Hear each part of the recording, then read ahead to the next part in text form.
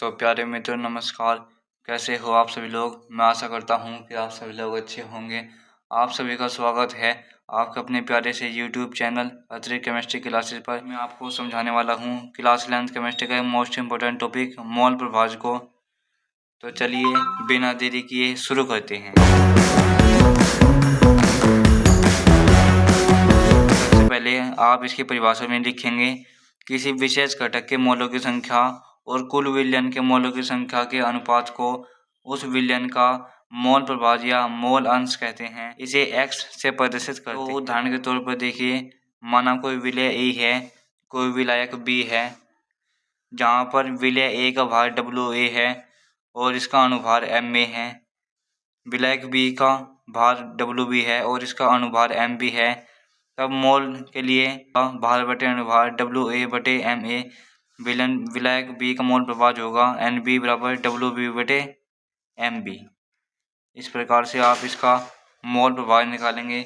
अब देखिए, A के मोल अंश का सूत्र होगा Na बटे Na प्लस के NB, क्योंकि B का मोल अंश निकालेंगे तो NB बटे Na प्लस के NB B का मोल अंश का सूत्र होगा। यहाँ पर x से विलय A का मोल प्रभाज और XB विलायक B का मोल प्रभाज का मान 1 होता है। यह किस प्रकार से 1 होता है। यहाँ पर XA का मान है Na बटे Na प्लस के NB और यहाँ पर B का मोल अंश XB का मान है NB बटे Na प्लस के NB।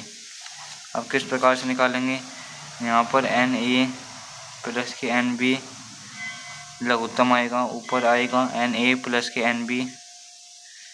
जब हम इसको काटेंगे तो XA और XB का मान 1 आ जाएगा।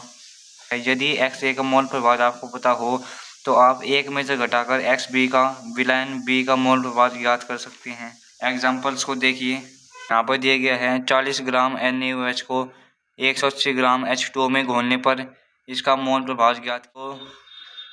विलायक A है यहाँ पर NaOH सोडियम हाइड्रोक्साइड, विलायक B है H2O, तो WA इसका भार दिया है 40 ग्राम। NaOH का द्रव्यमान निकालेंगे तो सोडियम का नंबर 23 लिखेंगे, ऑक्सीजन का नंबर 16 और हाइड्रोजन का 1। NaOH का अनुभार प्राप्त होगा। इसी प्रकार विलायक B में WB निकालेंगे तो 180 ग्राम जल प्राप्त होगा। MB इसका अनुभार निकालेंगे तो 18 ग्राम प्राप्त। अब इसका मोल निकालेंगे तो भार बटे अनुभार सूत्र होता है भार 40 ग्राम और 40 ग्राम अनुभार रखेंगे तो 1 मोल प्राप्त होगा। इसी प्रकार NB के लिए भार बटे अनुभार का प्रयोग करेंगे तो यहाँ पर 10 मोल। A का मोल प्रभाज निकालने के लिए आपको XA बराबर Na प्लस NB का सूत्र लगाना पड़ेगा। तो जब आप ये फॉर्मूला लगाएंगे Na बटे Na प्लस के NB तो 1 रखेंगे और 1 जमा 10 रखेंगे तो 0.09 A का मोल अंश प्राप्त होगा। मोल अंश निकालने के लिए आपने सूत्र पढ़ा था कि XA प्लस के XB का मान 1 होता है। तो XB का मोल अंश निकालने के लिए यहाँ पर 1 में से 0.09 को घटा देंगे, 0.91 प्राप्त होगा। यह XB का मोल प्रभाज होगा।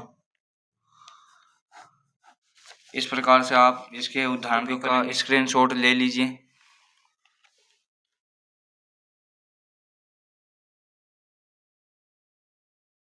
आशा करता हूँ कि आप सभी को क्लास 11th केमिस्ट्री का ये मोस्ट इम्पोर्टेंट वीडियो अच्छा लगा होगा। तो प्यारे मित्रों, मिलते हैं इसी प्रकार केमिस्ट्री के अन्य इम्पोर्टेंट वीडियो में। तब तक के लिए पढ़ते रहिए और आगे बढ़ते रहिए। जय हिंद।